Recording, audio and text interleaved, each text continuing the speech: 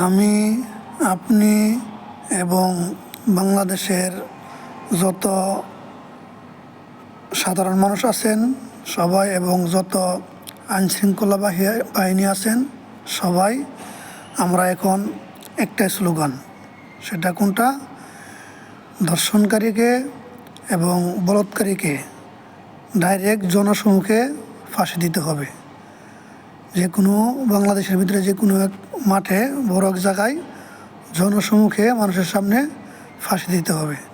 কোনো আদালতে না, কোনো জায়গায় না, কোনো কিছু না। কারণ আদালতে গেলে, আইনের কাছে গেলে পরে 6 মাস 1 বছর পরে ওই পয়সার বিনিময়ে বা আপিল করে যে কোনোভাবে বেরিয়ে হয়ে আসে, পরে কিছুই হয় না।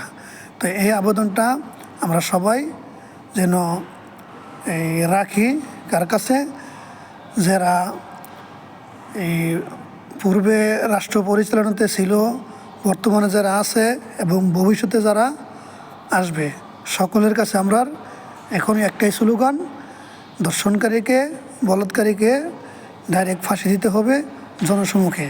আর যদি এই সরকার পরিচালনাকারীরা যদি এই আইন পাস না করে, এই আইন চালু না করে, তাহলে আমরা সাধারণ পাবলিক যারা আছে কি করবেন, যেখানেই ধর্ষণকারীকে এবং ওই বলৎকারীকে পাবেন গণপিটুনি দিয়া একেবারে মেরে ফেলবেন, ডাইরেক্ট মেরে ফেলবেন গণপিটুনি দিয়া মানুষের সামনে। তাহলে দেখবেন এই জুলুমকারীরা আর এগুলো করতে পারবেন বা করবে না।